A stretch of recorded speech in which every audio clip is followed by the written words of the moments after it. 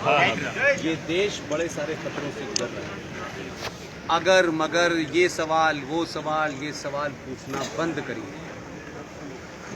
एक ही ध्यान रखिएगा, राष्ट्र रहेगा तो हम सब लोग नारे भी लगाएंगे, दिवाली भी मनाएंगे, होली भी मनाएंगे। देश के 500 हिस्सों के अंदर लोग अपना त्योहार नहीं मना पा रहे हैं। दंगाइयों के कहने से होली मनती है, दंगाइयों के ना चाहने से होली नहीं मनती।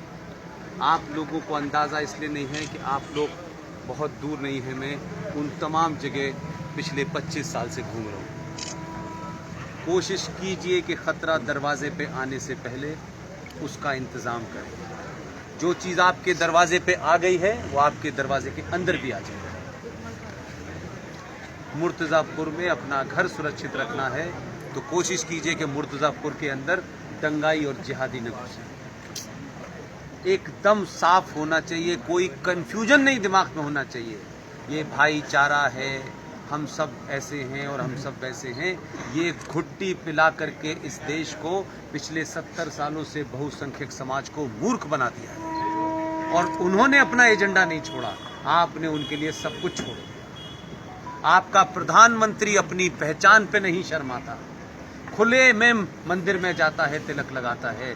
आपने चोटी रखना छोड़ दी, तिलक लगाना छोड़ दिया, धोती पहनना छोड़ दी, पूजा करना छोड़ दिया, लेकिन उससे आप बचे नहीं। जो सरकारें, जो देश, जो राष्ट्र, जो समाज अपनी पहचान को बनाए रखने के लिए कुछ भी करता है, दुनिया उसी को सलाम करती है। क्या बात, भारत माता की जय। आपके प्रधानमंत्री ने ये साबित कर दिया, जिसको अच्छा लगे या ना लगे, मैं भारत का प्रधानमंत्री हूं। एक तरफ मैं 8 घंटे पूजा करके मंदिर से निकलूंगा, तुम्हें बुरा लगता है तो तुम अपनी पद्धति बदल लो, मैं यही रहूंगा। इस ताकत के साथ उसने मैसेज दिया। एक प्रधानमंत्री होकर के आपसे कह रहा है कि पहचान से शर्माइए मत, जो भी आपकी पहचान है। तो मैं और आप तो एक साधारण से आदमी हैं, हम क्यों तिलक लगाना छोड़ देते हैं? हम क्यों भगवान की पूजा करना छोड़ देते हैं? हमारे ऊपर क्यों सेकुलरिज्म का भूखा बुखार है? ये सेकुलरिज्म आपको एक नशे की गोली की तरह दी गई है, जो सिर्फ आपके लिए है। वो कहते हैं संविधान को हम नहीं मानेंगे, हम कुरान शरीफ को मानेंगे। सेकुलरिज्म उन पे नहीं चढ़ता है, सेकुलरिज्म आप पे चढ़ता है। इस सेकुलरिज्म ने आपको 70 सालों में इस देश में यहां पहुंचा दिया है कि आज आप अपने समाज, अपने ही देश में 90% होने के बाद भी हर चीज के लिए लड़ना पड़ता है। आप लोगों ने मुझे बुलाया है, मैं हमेशा, आज नहीं कल कहीं और हूं, परसों कहीं और हूं। मेरी सिर्फ ये है, अपने बच्चों को समझाइए, उन पे समय दीजिए। जो बच्ची हाई स्कूल में पढ़ रही है, उन माओं से मेरा कहना है उस बच्ची के साथ दोस्तों सा व्यवहार करें। जो भी महिलाएं 10वीं क्लास की बच्ची है, उसको समझाएं, उसके मन के अंदर के सवालों का जवाब दें। ऐसा ना हो कि आपकी माताजी को चमत्कार का शौक हो और वो किसी बाबा को सुनने चली जाएं और वो 10वीं क्लास की बच्ची को कोई पंचर जोड़ने वाला बहका के ले जाए, फिर उसके पास लौटने का समय नहीं मिलेगा। इसलिए अपनी बहन के साथ भी शहर में अच्छी पिक्चर लगी हो तो अपनी बहन से कहिए कि मैं पिक्चर तेरे साथ ही देखने जाना चाहती हूँ। अगर आप उसको पिक्चर नहीं दिखाएंगे तो आप उसकी पिक्चर देखने की इच्छा मार देंगे। वो भी इसी समाज में रह रही है, उसमें भी इच्छाएं हैं। आप अपनी बहन को पिक्चर दिखाने ले जाएंगे तो मुझे पूरी उम्मीद है कि वो बहन किसी के मिसगाइड नहीं होगी। और ये पंचर जोड़ने वाले लोग, ये स्कूलों के बाहर नकली कलावा पहनकर जो घूम रहे हैं जिहादी, जिन्हें इसका पेमेंट हो रहा है, वो आपकी बहू बेटी को बहकाएगा नहीं।